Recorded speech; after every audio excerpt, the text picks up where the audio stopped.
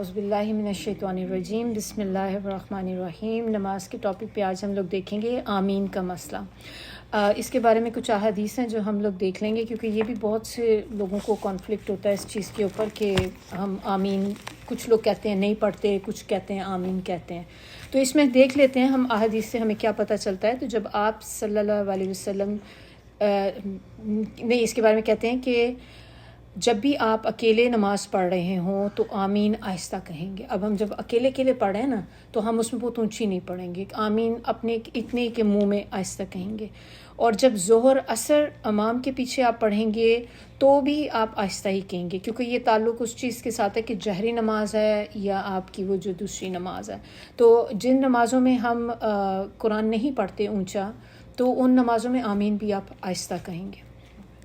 جب آپ جہری نماز امام کے پیچھے ہوں تو جس وقت امام ولدالین کہے گا تو آپ اونچی آواز سے آمین کہنی چاہیے، اور مقتدیوں کو امام کے آمین شروع کرنے کے بعد کہنی چاہیے۔ امپورٹنٹ چیز جو ہے نا کہ آپ ویٹ کریں گے کہ پہلے جو نماز پڑھا رہا ہے وہ آمین کہے گا تو آپ اپنی آپ اس سے پہلے آمین نہیں کہہ سکتے۔ اور یہ میں نے دیکھا ہے کہ ہم لوگ کہہ دیتے ہیں، ساتھ والے اور بھی جو لوگ ہیں نا، امام نے ابھی بولی نہیں ہے، اس نے ختم کی، دوسرے آمین۔ امام کا ویٹ کرنا ہے، جب امام نے کہہ دینی آمین تو پھر اس کے ساتھ آپ نے آمین کہنی ہے اپنی۔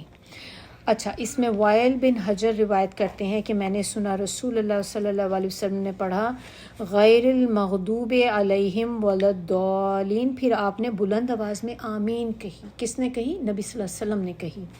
اور یہ ہمیں پتہ چلتا ہے ترمذی میں بھی ہے، یہ ابو داؤد میں بھی ہے۔ ایک اور حدیث ہے، ابو ہریرہ سے روایت ہے، وہ کہتے ہیں کہ جب رسول اللہ صلی اللہ علیہ وسلم یہ ولدالین پڑھا کرتے تھے تو آپ آمین کہتے تھے۔ اب پہلی حدیث بھی ہمیں کنفرم ہو گئی، دوسری حدیث بھی ہمیں پتہ چل گئی کہ یہ ایک اور، یہ بہقی کی ہے، امام حاکم کی بھی ہے، ابن حبان کی بھی ہے، تو بہت ساری حدیث سے یہ پتہ چلتا ہے۔ پھر ایک اور حدیث ہے جو بخاری کی ہے، اس میں آپ دیکھیں کہ مسلم میں بھی ہے، بخاری میں بھی ہے، کہ ابو ہریرہ ہی فرماتے ہیں، یہ امپورٹنٹ حدیث ہے کہ رسول اللہ صلی اللہ علیہ وسلم نے فرمایا جب امام آمین کہے تو تم بھی آمین کہو۔ جس شخص کی آمین فرشتوں کی آمین کے موافق ہو گئی تو اس کے پہلے سارے گناہ معاف ہو جائیں گے۔ Very important.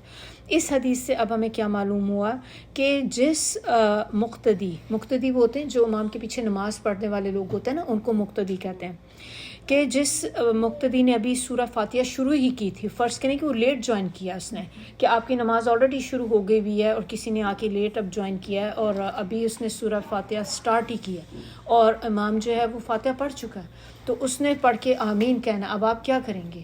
جو پیچھے پڑھ رہے ہیں، ابھی آپ نے شروع کیا، آپ اپنی سورہ ختم کریں گے نا، پھر آپ آمین کہیں گے نا، کیا کریں گے؟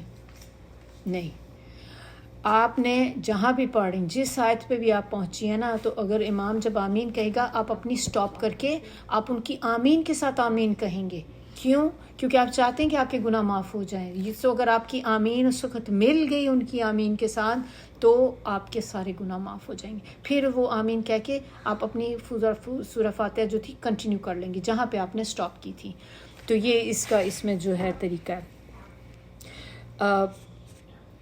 پھر باقی بھی احادیث جو ہیں، اور کافی ساری احادیث ہیں، لیکن وہ سیم ہی ٹاپک پہ بات کر رہے ہیں کہ پھر اس میں اکرمہ ہیں ایک، وہ فرماتے ہیں کہ میں نے دیکھا کہ امام جب غیر المغضوب علیہم ولدالین کہتا تو لوگوں کی آمین اتنی زیادہ ہوتی کہ اس کی وجہ سے مسجد گونج اٹھتی تھی، کہ ہر بندہ آمین کہتا تھا، اتنی اونچی وہ کہا کرتے تھے۔ رسول اللہ صلی اللہ علیہ وسلم نے فرمایا، ابن ماجہ کی حدیث ہے یہ، انہوں نے کہا کہ جس قدر یہودی سلام کرنے سے اور آمین سے چڑھتے ہیں اتنا کسی اور چیز سے نہیں چڑھتے، پس تم کثرت سے آمین کہو ان کے اگینسٹ، کیونکہ وہ چڑھتے ہیں۔ اب آپ آمین کہو، تو اب یہ ہمیں ایک پتہ چل گئی۔ پھر ایک اور حدیث سے پتہ چلتا ہے کہ حافظ ابن عبد البر نے ذکر کیا کہ امام نے، یہ حدیث نہیں ہے، یہ امام احمد بن حنبل جو ہیں وہ کہتے ہیں کہ وہ اس شخص پہ بہت سخت ناراض ہوتے جو بلند آواز سے آمین کہنے کو مکروہ سمجھتا، کیونکہ یہودی آمین سے چڑھتے ہیں۔ اور وہ لوگ آپ کو پتہ ہے امام وغیرہ جو تھے وہ تو نبی صلی اللہ علیہ وسلم کی کافی بہت زیادہ ان کی کیا کرتے تھے. تو وہ کہتے ہیں کہ کیونکہ یہودی چڑھتے ہیں اب آپ اس کو اور زیادہ کامن کرو، عام کرو اس چیز کو. تو یہ کچھ احادیثیں جو مجھے اس میں تھا کہ میں آپ لوگوں کے اس کے ساتھ ڈسکس کریں. اب اس کے بعد تھوڑا سا اس میں چاہوں گی کہ ایک ٹاپک بس ہو رہا ہے، پھر اس کے بعد اذکار ہم نیکسٹ ٹائم کریں گے جو نماز کے بعد ہوتے ہیں. ایک اور مسئلہ ہوتا ہے کہ جب تشہد میں بیٹھتے ہیں تو اس میں ہم اپنی انگلی کھڑی کرتے ہیں، اس میں بھی بہت سی چیزیں پھر آ جاتی ہیں. اب اس میں تشہد میں انگلی کا اٹھانا رسول اللہ صلی اللہ علیہ وسلم کی بڑی بابرکت اور عظمت والی سنت ہے. اب اس میں ابن عمر روایت کرتے ہیں کہ رسول اللہ صلی اللہ علیہ وسلم جب نماز کے قاعدہ میں بیٹھتے تو اپنے دونوں ہاتھ اپنے دونوں گھٹنوں پر رکھتے اور داہنی انگلی جو انگوٹھے کے نزدیک ہے اس کو اٹھا لیتے اور پھر اس کے ساتھ دعا مانگتے اور بایاں ہاتھ بائیں گھٹنے پر جما لیتے. اب اس میں دوسری حدیث ہم دیکھیں کہ نبی صلی اللہ علیہ وسلم دائیں ہاتھ کی تمام انگلیوں کو بند کر لیتے تھے، انگوٹھے کے ساتھ والی انگلی کو قبلہ رخ کر کے اس کے ساتھ اشارہ کرتے تھے. پھر ایک میں یہ بھی ہے کہ آپ صلی اللہ علیہ وسلم نے فرمایا یہ انگلی کا اشارہ کرنا، یعنی کہ جب ہم انگلی اٹھاتے ہیں نا یہ اشارہ کرنا ہوتا ہے، شیطان کے اوپر لوہے کی چوٹ سے بھی زیادہ سخت ہے. تو جب آپ انگلی اٹھاتے ہیں تو یہ شیطان کے اوپر اتنا بھاری ہوتا ہے، ایسے جیسے آپ نے لوہے سے اس کو مار رہے ہیں، اتنا یہ اس کو تکلیف پہنچاتی. صحیح مسلم کی حدیث ہے یہ. اچھا پھر ایک وائل بن حجر فرماتے ہیں کہ رسول اللہ صلی اللہ علیہ وسلم نے انگلی اٹھائی اور اس کو ہلاتے تھے. آپ رسول اللہ صلی اللہ علیہ وسلم جو ہے تشہد میں شہادت کی انگلی میں تھوڑا سا خم بھی دیتے تھے. اب قاعدہ تشہد سے تیسری رکعت کے لیے کھڑے ہوں تو پھر آپ اللہ اکبر کہہ کے کھڑے ہوتے ہیں، یہ تو پھر اس کے بعد کا آ جاتا ہے.